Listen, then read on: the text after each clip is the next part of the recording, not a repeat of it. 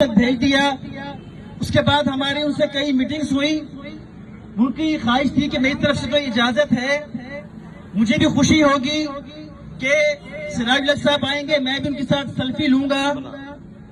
لیکن پھر بعد میں کہا کہ آپ خواجہ فرید کالج سے این او سی لے کر آئیں. ہم این او سی لینے کے لیے ڈپٹی ڈائریکٹر صاحبہ کے پاس گئے. انہوں نے کہا کہ ہمیں بھی کوئی اعتراض نہیں ہے, ہم یہ آپ کی اپلیکیشن آگے فارورڈ کر دیتے ہیں. اس کے بعد یہ سلسلہ چلتا رہا. پھر ہم نے اپنے جلسے کی تیاریوں میں بھی مشغول رہے. اپنا تشہیری مٹیریل بھی ہم نے چھاپ لیا. پورے شہر میں تشہیر کا آغاز بھی ہو گیا. اس کے بعد ہم ڈی سی صاحب کے پاس ضلعی امیر جماعت اسلامی ڈاکٹر عمر فاروق کی قیادت میں, ڈاکٹر نواز صاحب کی قیادت میں ڈی سی صاحب سے فائنل ملاقات کے لیے گئے. تو انہوں نے پھر وہی روش اختیار کی کہ ابھی تو این او سی لے کر آئیں, یہ لے کر آئیں, وہ لے کر آئیں. یہ خواجہ فرید کالج یہ ایجوکیشنل پریمیسز ہے, یہاں پہ کیسے اجازت ہوگی. تو ہم نے کہا کہ ماضی کے اندر 3 بڑے بڑے جلسے ہوئے, کالج کی دیواریں توڑی گئی, ہلڑ بازی ہوئی, تمام شہر کو بلاک کیا گیا, اس کی اجازت کس نے دی؟ پھر انہوں نے کہا کہ میرا اختیار تو نہیں ہے. عمر صاحب نے کہا کہ آپ کا اختیار کہاں پر ہے؟ ہم نے کہا کہ آپ سپورٹ کمپلیکس کے اندر میں اجازت دیں. یہ میرا اختیار نہیں ہے. ہم نے اور جگہیں بتائیں کہ میرا اختیار نہیں ہے. ہم نے ان سے پوچھا کہ آپ کا اختیار کہاں پر ہے؟ کہتے ہمارا اختیار میرے آفس کے اندر ہے. ہم نے کہا ہم اس آفس کے اندر جو ہے نا جلسہ کریں گے, آپ اجازت دیں. اس نے کہا میں دیتا ہوں اجازت. ہم نے اسی وقت درخواست کی اور اپنے اس کے سامنے پیش کر دی ڈی سی صاحب کے پاس. ڈی سی صاحب بھکلا گئے کہ یہ کیا کر رہے ہیں کہ آپ میرے آفس کے اندر آپ جلسہ کیسے کر سکتے ہیں. ہم نے کہا ابھی 10 منٹ پہلے آپ نے کہا کہ میرا اختیار اس آفس کے اندر ہے. اگر آپ کا پورا ڈسٹرکٹ آپ کے اختیار نہیں ہے, آپ پورے ڈسٹرکٹ کے ایڈمنسٹریٹر نہیں ہیں, آپ پورے ڈسٹرکٹ کے مالک نہیں ہیں, اگر اس آفس کے اندر ہے تو ہم اس آفس کے اندر ہی جلسہ کریں گے. یہیں پھر ہمارے ہزاروں لوگ آئیں گے, یہی اسٹیج بنے گا, یہی سراج الحق صاحب آئیں گے.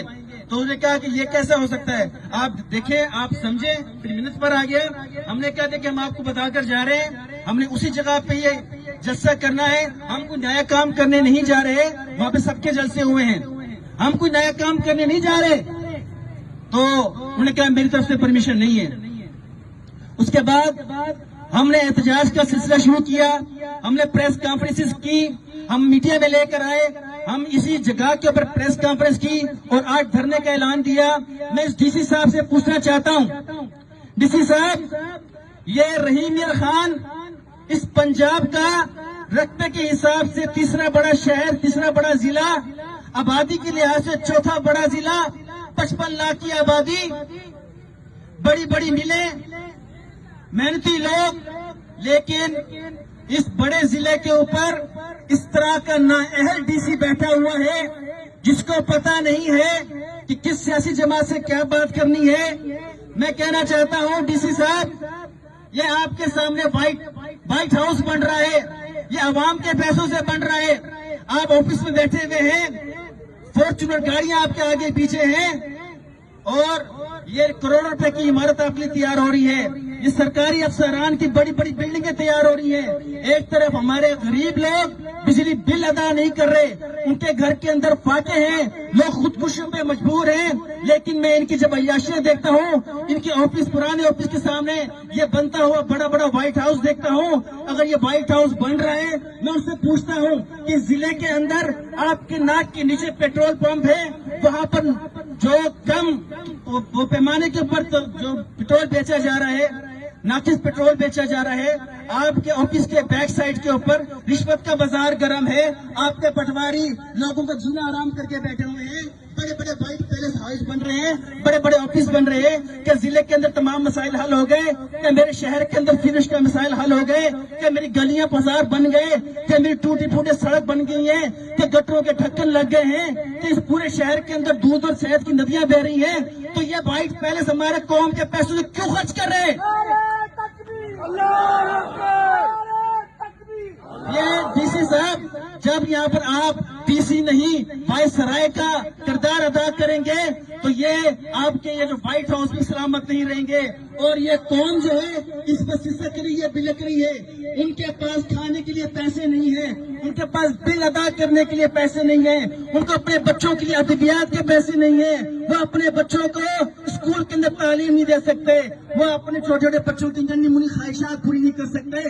لیکن میں دیکھتا ہوں کہ صاحب آتے نہیں ہیں, اے سی پہلے آن ہوتے ہیں 2-2 3-3, ابھی صاحب آفس سے باہر نکلتے نہیں ہیں, فارچونر کی اے سی آن ہو جاتے ہیں. یہ کیا ہے کہ ہم غلام قوم ہیں, کہ ہم ان کی غلامی کے لیے پیدا ہوئے ہیں, کہ پاکستان اس لیے بنا تھا کہ ہم انگریز وائسرائے کی غلامی چھوڑ کر ان ڈی سی وائسرائے کی غلامی اختیار کریں. میرے بھائیوں, جماعت اسلامی ایک پرام جماعت ہے. ہم نے ڈی سی صاحب کو کہا کہ اس رحیمیہ خان کے اندر ہم نے بڑے بڑے فہم قرآن کلاس کیے ہیں, جس میں ہزاروں کی تعداد میں مرد و خواتین, ایک روزہ نہیں, 2 روزہ نہیں, 7 روز کے ہم نے بڑے بڑے فہم قرآن کلاسز کیے ہیں. جس جگہ کی ہے وہاں پر ایک پتا, ایک گملہ تک نہیں ٹوٹا. ہم پورم لوگ ہیں.